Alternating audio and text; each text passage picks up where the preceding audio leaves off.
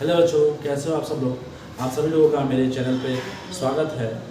सबसे पहले ऐसे स्टूडेंट्स जो क्लास 10th में थे और 12th में थे वो प्रमोट हो चुके हैं, उनको ढेर सारी शुभकामनाएं और हार्दिक बधाई, और साथ ही मैं उनके उज्जवल भविष्य की कामना करता हूँ।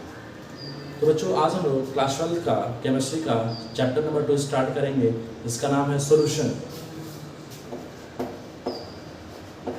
तो बच्चों, यहाँ पे जो सबसे पहला क्वेश्चन उठता है कि सॉल्यूशन होता क्या है, ठीक है ना।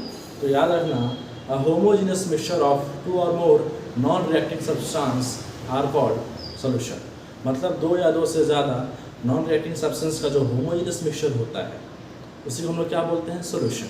ठीक है, डेफिनेशन लिखते हैं।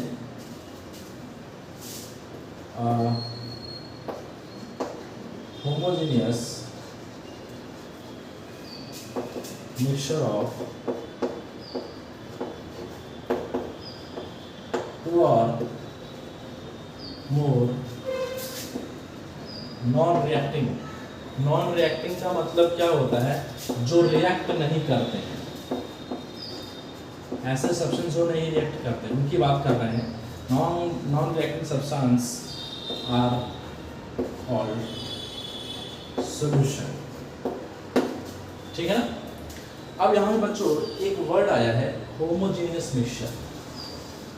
अब होमोजेनियस मिक्सचर का मतलब क्या होता है, याद रखना, ऐसा मिक्सचर जिसमें कंपोजिशन और प्रॉपर्टी क्या होती है, यूनिफॉर्म होती है। पूरे मिक्सचर में कंपोजिशन और प्रॉपर्टी कैसे यूनिफॉर्म होती है, मैं आपको एग्जांपल के थ्रू समझाऊंगा। फिलहाल पहले इसको लिखते हैं। Homogeneous means homogeneous means composition and properties are uniform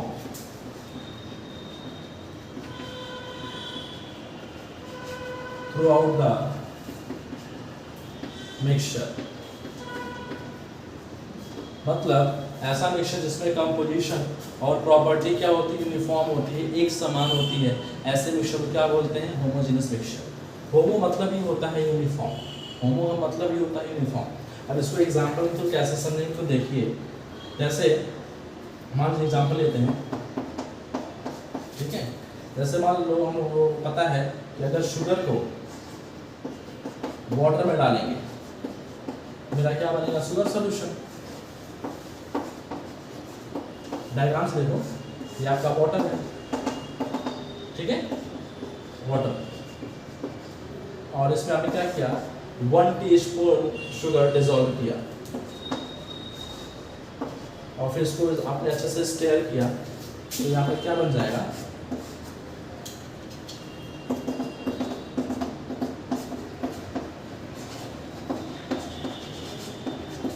sugar solution.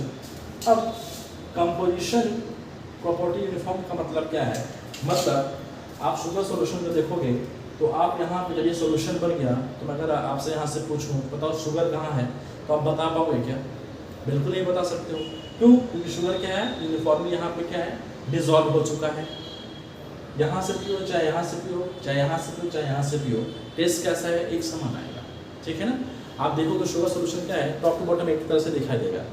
आप इसमें शुगर और वाटर को डिफ्रेंशिएट नहीं कर सकते हो, डिस्टिंग्विश नहीं कर सकते हो। आप ये नहीं बता सकते ये वाटर है, ये शुगर है। समझ में आ रहा है। ये इसी का मतलब क्या है कि कंपोजिशन और प्रॉपर्टी क्या होती है, यूनिफॉर्म होती है। समझ में आ रहा है, ठीक है। तो ये आपका एग्जाम्पल हो गया होमोजेनियस मिक्सचर का, ठीक है, और साथ ही सॉल्यूशन का। इसमें एक और एग्जाम्पल हम लोग लिख सकते हैं, ठीक है ना। जैसे आपका यहाँ नीचे लिख लेना है, और एग्जाम्पल, सॉल्ट सॉल्यूशन। सॉल्ट को वाटर में डिसॉल्व कर दो तो क्या बन जाएगा, सॉल्ट सॉल्यूशन। ठीक है। ऐसे विनेगर है, विनेगर कैसे फॉर्म होता है वो पता है, एसिटिक एसिड को डिसॉल्व होगा तो वाटर में तो विनेगर फॉर्म होगा। ठीक है ना। ये आपका डेफिनेशन सॉल्यूशन का, ठीक है। अभी हम लोग फिलहाल आप लोग पहले इसको लिखो, फिर हम लोग आगे देखते हैं मिक्सचर के बारे में। फिर से मैं आपको होमोजेनियस और हेटेरोजेनियस मिक्सचर के बारे में बताता हूँ, ठीक है। First of all you write down, ठीक है, आगे बढ़ो।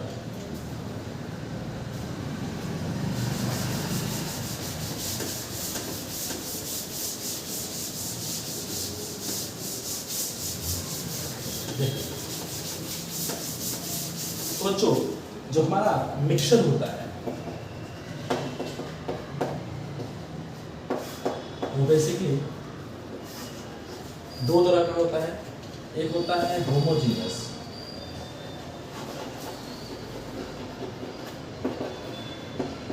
ठीक है, और एक होता है हेट्रोजीनियस मिक्सचर।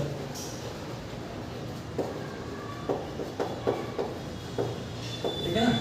होमोजीनियस मिक्सचर क्या होता है? ऐसा मिक्सचर जिसमें मेरा कंपोजिशन और प्रॉपर्टी क्या होती है? यूनिफॉर्म होती है पूरे मिक्सचर में, उसको हम क्या बोलते हैं? Homogeneous mixture. और ऐसा मिक्सचर जिसमें मेरा कंपोजिशन और प्रॉपर्टी क्या होती है? नॉन यूनिफॉर्म होती है, मतलब एक समान नहीं होती है। तो बच्चों ऐसे मिक्सचर को क्या बोलते हैं? Heterogeneous mixture. ठीक है ना।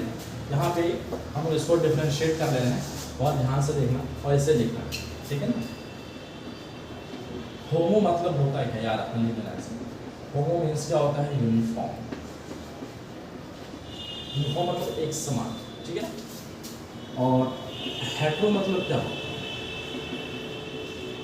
Non uniform. या फिर इसको हम लोग और क्या बोल सकते हैं? No uniform. ठीक है।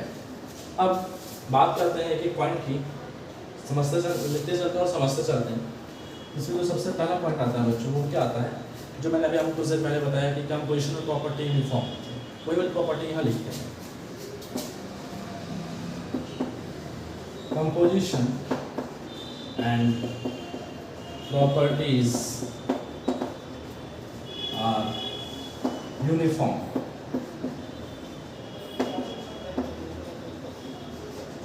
throughout the mixture। ठीक है।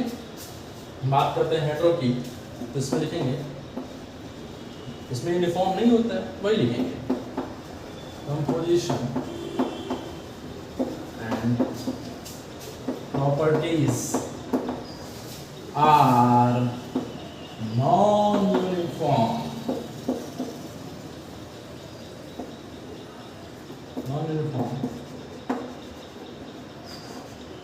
throughout the, ठीक है ना। एग्जाम्पल तैयार देखो, एग्जाम्पल में वही आपका है, फिर से वही same example, sugar solution, salt solution, ठीक है ना। डायग्राम बनाने की जरूरत नहीं है, ठीक है। इसमें आते हैं, इसके क्या क्या एग्जाम्पल हो सकते हैं? सैंड इन वाटर, और क्या? Oil in water. मतलब जैसे यहाँ देख रहे हो आप लोग, सैंड इन वाटर का मतलब क्या है कि अगर एक कंटेनर है और इसमें क्या है? वाटर है, और इसमें आपने क्या किया? सैंड डाल दिया, ठीक है ना। तो आप क्या यहाँ से समझोगे? जो आपने वाटर में सैंड डाला, तो बच्चों जो सैंड है वहाँ पर क्या होगा? बॉटम पे डिपॉजिट हो जाएगा, शटर डाउन एट बॉटम। समझ में आ रहा? तो यहाँ पे कंपोजिशन में प्रॉपर्टी यूनिफॉर्म नहीं ना है, एक समान नहीं ना है। क्यों? क्योंकि यहाँ पे जब आपने सैंड को डाला, यहाँ पे कंसंट्रेशन कहाँ, यहाँ जो आपका बॉटम है वहाँ पे कंसंट्रेशन का ज़्यादा होगा। क्यों? क्योंकि जो आपका सैंड है वो कहाँ चला गया? बॉटम पर। और दूसरी बात, ये एक समान नहीं दिख रहा है। आप देखोगे तो देखा पानी ऊपर है और सैंड क्या नीचे है, मतलब जो यहाँ पे कंपोनेंट्स हैं आप उसको इजीली डिफरेंशिएट कर ले रहे हो, डिस्टिंग्विश कर ले रहे हो। समझ में आ रहा है ना? सिंपल सी बात है, अगर आप कंपोनेंट्स को डिस्टिंग्विश कर ले रहे हो या फिर डिफरेंशिएट कर ले रहे हो, वो कैसा सॉल्यूशन हो, सॉरी वो कैसा मिक्सचर होगा? हेट्रोजेनियस मिक्सचर होगा। और अगर आप कंपोनेंट्स को डिफरेंशिएट नहीं कर पा रहे हो तो कैसा मिक्सचर होगा? Homogeneous mixture. समझ में आ रहा है ना? ये फर्स्ट पॉइंट था। अभी हम लोग और भी कई सारे पॉइंट्स को यहाँ लिखेंगे। फिलहाल पहले जितना लिखा है इसको आप राइट आप लिखो, पहले राइट ऑन लो, ठीक है। आगे बढ़ते हैं।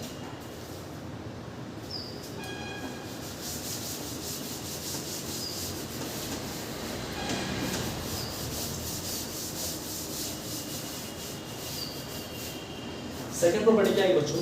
ठीक है, ध्यान से देखना कि जो होमोजेनियस मिक्सचर होता है वो सिंगल फेज में एग्जिस्ट करता है। सिंगल मतलब मोनोफेज में एग्जिस्ट करता है, ठीक है। वो क्या होता है अभी बताते हैं, ठीक है। इट एग्जिस्ट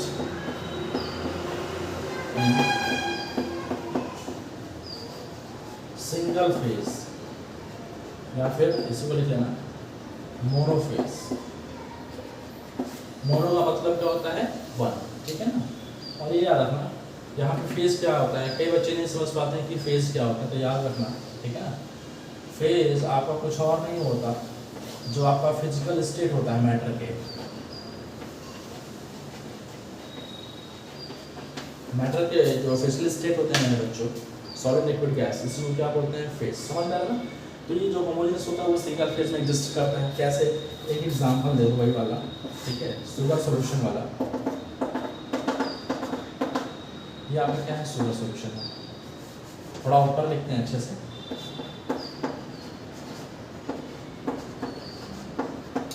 अब आप यहाँ ध्यान से देखो, जब ये शुगर सॉल्यूशन बन गया अच्छे से, तो आप देखो यहाँ पे क्या है, केवल एक ही फेज एग्जिस्ट कर रहा है, और कौन सा है? लिक्विड है। अब देखो ना, पूरा का पूरा क्या है? लिक्विड ही है ना, सिंपल सी बात है, पूरा का पूरा क्या है? लिक्विड ही है। इसका मतलब क्या है कि सिंगल फेज में एग्जिस्ट कर रहा है।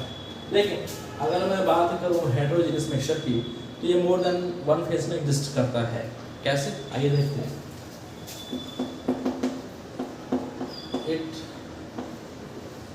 मे बी एग्जिस्ट, ठीक है, more then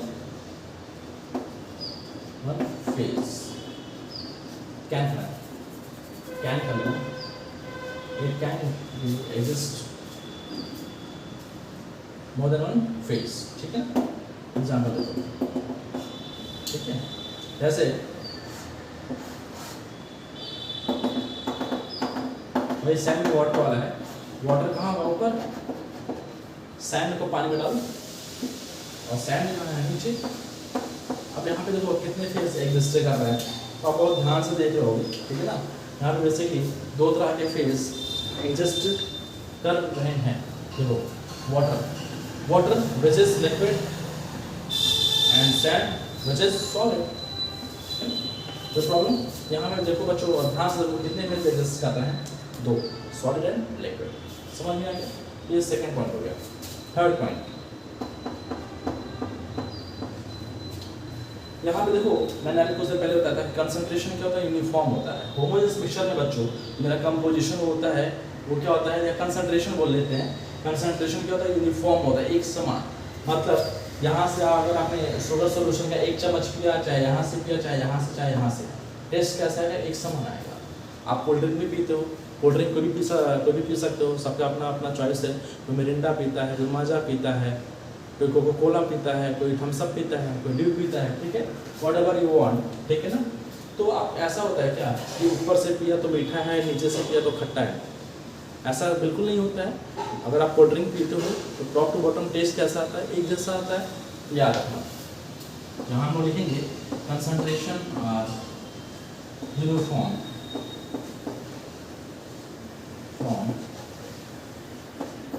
top to bottom. Is that clear? Okay. Now इस पे आते हैं। इसमें क्या होगा ना, कंसंट्रेशन क्या होता है? एक समान नहीं होता है, एक जैसा नहीं होता है। क्या होता है? क्योंकि यहाँ सैंड कहाँ है? नीचे है, तो जहाँ पे सैंड वहाँ का कंसंट्रेशन ज़्यादा होगा। समझ आ रहा है ना?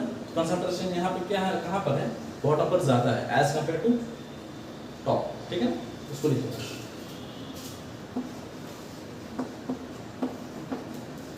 concentration are higher at bottom as compared to top, ठीक है। तो ये आपका एग्जाम्पल हो गया, ठीक है। तो फिलहाल ये पॉइंट्स देखो, फिर कुछ पॉइंट्स और हैं, इसको फिर आगे लिखते हैं, ठीक है। फिलहाल आपको इसको लिखो।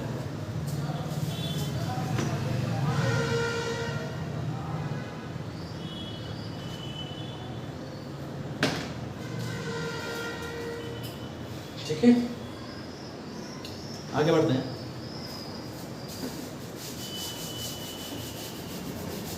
इसको बने रहने देते हैं, ठीक है।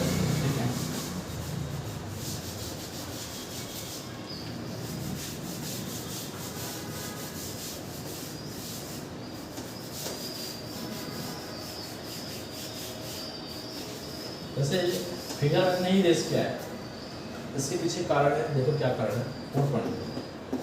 यहाँ पे देखो आपको कोई सेपरेशन ऑफ बाउंड्री विजिबल है क्या? किसी प्रकार का कोई ऐसा बाउंड्री जो दो मीडियम को अलग अलग कर रहा है, ऐसा कुछ भी नहीं है। पूरा का पूरा क्या है, शुगर सॉल्यूशन है। समझ में आ रहा है ना? यानी कि इसमें किसी भी प्रकार का सेपरेशन ऑफ बाउंड्री नहीं है। समझ में आ रहा है? तो देखो यहाँ पे separation of boundary, separation of boundary are not visible. Separation of boundary मतलब जो दो मीडियम को अलग अलग करता हो, ठीक है ना? इसमें क्या लिखेंगे, फोर पॉइंट है, इसमें आपको सेपरेशन ऑफ बाउंड्री विजिबल है। कैसे देखो, दिख रहा है ना, यहाँ पे, यहाँ इतना साइन है, इधर क्या वाटर है, तो ये जो ये है, यहाँ पे एक मीडियम है जो दो मीडियम को अलग कर, यहाँ सॉरी यहाँ पे एक सेपरेशन ऑफ बाउंड्री है जो दो मीडियम को अलग अलग कर रहा है।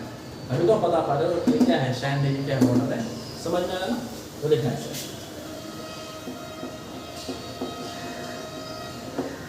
separation of boundary are visible। ठीक है ना? नेक्स्ट पॉइंट क्या है बच्चों, जो हमारा होमोजेनियस स्ट्रक्चर होता है वो लाइट को स्कैटर नहीं करता है। लाइट को स्कैटर नहीं करता है, इसका मतलब क्या है बच्चों? जैसे सुनो, मान लो कोई पार्टिकल है, ठीक है, कोई लाइट ले आई, इससे टकराने के बाद चारों तरफ फैलना, इसको हिंदी में बोलते हैं छितरा जाना। किसी पार्टिकल से लाइट का टकराना और चारों तरफ फैल जाना, इसी फिनोमेना को क्या बोलते हैं, स्कैटरिंग ऑफ लाइट। ठीक है ना? तो बेसिकली होमोजेनियस मिक्सचर में ऐसा नहीं होता है। ऐसा क्यों नहीं होता है? क्यों? क्योंकि इसमें जो पार्टिकल की साइज होती है बच्चों, वो क्या होती है, बहुत ही छोटी होती है, एक्सट्रीमली स्मॉल। ठीक है ना? लेकिन अगर बात करूँ हेटेरोजेनियस मिक्सचर में, इसमें आपका ये जो पार्टिकल होता है, इसमें पार्टिकल की साइज थोड़ा बड़ी होती है, जिसकी वजह से ये स्कैटरिंग फिनोमेना शो करता है। ठीक है? मैं अभी आपको बताता हूँ कैसे। ठीक है, ये आपको याद रखना। ठीक है, देखो, it can show, sorry, it does not scatter beam of light. ठीक है ना? इसी को बोलते हैं Tyndall effect. Tyndall effect, scattering of light को क्या बोलते हैं, टिंडल इफेक्ट। ठीक है ना? मतलब इट डज नॉट शो, या ये भी बोल सकते हैं it does not show Tyndall effect, आप ये भी बोल सकते हैं। ठीक है, इसके आते हैं, it can be scattered beam of light। यहाँ पे सिंपली भी लिख सकते हो, it can show Tyndall effect, it can show Tyndall effect। ठीक है ना? तो उसको लिख सकते हो, it can show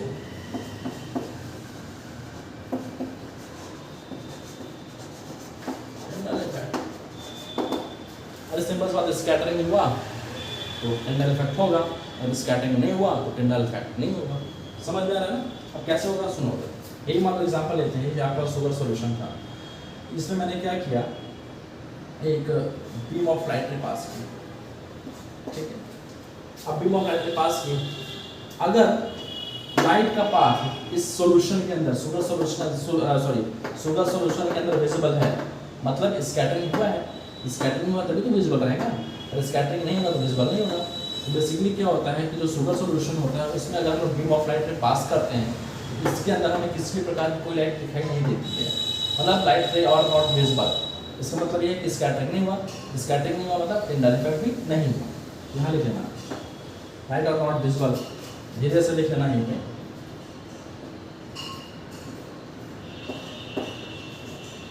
light are not visible. ठीक है ना? वैसे आप करके देखें, इसमें क्या होता है, अगर इसमें आपने बीम ऑफ लाइट पास किया, फिगर थोड़ा सुंदर बनाना। ठीक है ना? अगर आपने इसमें बीम ऑफ लाइट पास किया, ठीक है, बीम ऑफ लाइट मतलब जो भी आपने टॉर्च किया है उससे जो लाइट रेज निकलती हैं, ठीक है ना, bunches of light rays known as beam of light. तो यहाँ पे इसके अंदर लाइट रे क्या होगा, विजिबल होगा। विजिबल क्यों होगा? क्योंकि इसमें पार्टिकल की साइज क्या होती है, बड़ी होती है। समझ में आ रहा है ना? यहाँ लिख लेना, लाइट रे आर विजुअल, ठीक है ना, इसमें विजुअल नहीं होता, इसमें विजुअल मिलता है।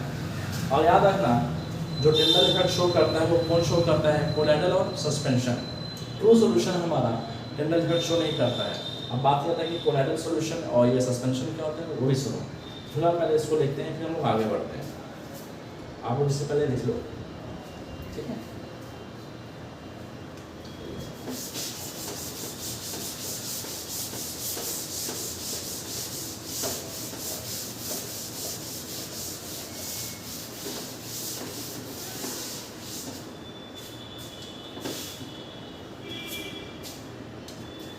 इसी और याद रखना आप लोग। मैं बात करूँ ऑन दी